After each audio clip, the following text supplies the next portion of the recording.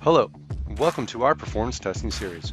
In this episode, test specialist Matt Dubbs walks us through how to understand and script for user journeys and establish targets for our performance tests. Thanks, Jason. Performance testing is a critical tool in the identification of the capabilities of a solution under realistic usage patterns. Although most engagements I have been involved with focus on load testing or peak testing to handle days like Black Friday, the term performance testing represents many types of testing that focus on different aspects of solution capabilities.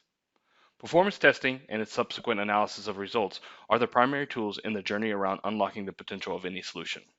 This presentation will focus primarily on general load testing. The first step to performance testing is an understanding of how users interact with your solution. The following slides demonstrate many of the considerations that need attention when modeling users' journeys for experienced Sitecore. The analytics cookie is an important element determining if a session is existing or new, which has an impact on how the tracker interacts with XConnect. Furthermore, how cookies get handled between iterations is important. Depending on tooling in use, clearing cookies between interactions may not be the default. When configured incorrectly, it often leads to unrealistic assessment of how load is impacting the solution.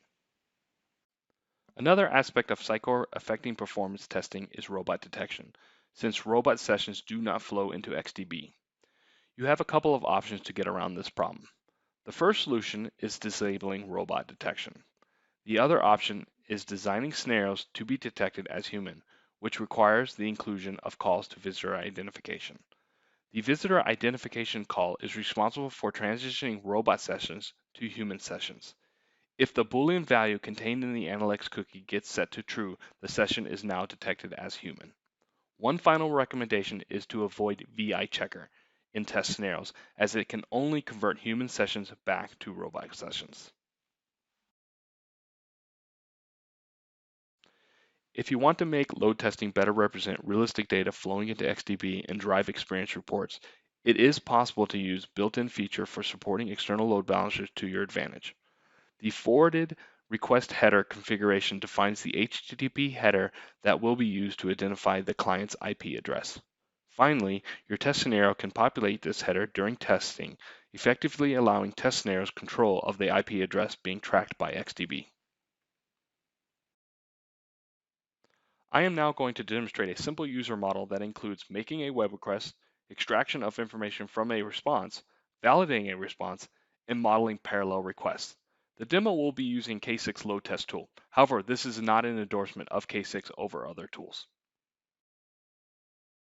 In this demonstration, I will be modeling an Experience Commerce product page. The first step is creating the initial request, validating the response, and extracting information required for subsequent requests. The next step is creating a visitor identification request to convert the session from robot to human. Finally, the demo will conclude with modeling AJAX requests to simulate parallel calls to the solution. K6 is an open source statically linked Go application that allows web scenarios to be modeled using the JavaScript language. The following slide is K6 boilerplate code needed to develop a test. The code simulating users is inside of the default export function. Getting started, here is sample code to randomize client IP addresses.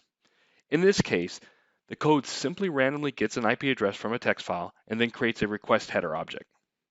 Note, the details of obtaining the random IP address is out of scope for this presentation, but it's very simple using functionality built into K6. Here's an example of making an actual page request.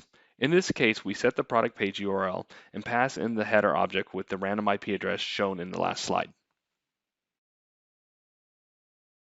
Once we get the product page response, the next step is to extract the forgery token, enabling subsequent AJAX requests to the commerce solution. The next step is to validate the response. In this example, it is validating that the status is 200 and includes the analytics cookie. The expectation at this point in the scenario is the Boolean field contained in the analytics cookie value is set to false, indicating a robot session. The call to visitor identification is essentially the same pattern as the initial request demonstrated in an earlier slide. The key thing to be aware of regarding the visitor identification request is the Boolean field contained in the value should now be true, indicating this session is now identified as human. In this slide, we are modeling one of the AJAX requests, specifically the mini cart. Although it is a bit cluttered in slide form, it does demonstrate a complex request model. The request also contains the forgery token extracted from the initial request. To conclude the demonstration, we call multiple requests using the batch command, simulating the parallel nature of AJAX. It is important to simulate parallel requests accurately since session blocking can have an impact on page response times. Experience analytics introduces a lot of complexity to the landscape of performance testing, since you have to model how user sessions are impacting the solution's performance and scale. Here are a few examples of how the user session maps to the system. Each different session type can have different impact on the environment hosting the solution. Therefore, when testing, it can be important to model the right types of user behavior to get an accurate assessment of the system under test. Another aspect of performance testing is metrics and goals. Unlike functional testing, performance results are not black and white, so it is important to define meaningful goals that can be used to understand issues, where it makes sense to invest in improvements, and when outcomes are good enough to exit testing. Although in no way a complete list, the table in the slide offers a basic set of goals seen in many customer engagements.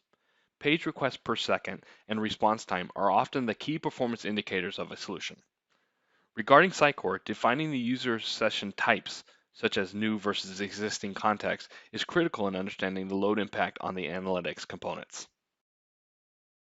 Thanks for listening. Follow #LearnSitecore for more great community content.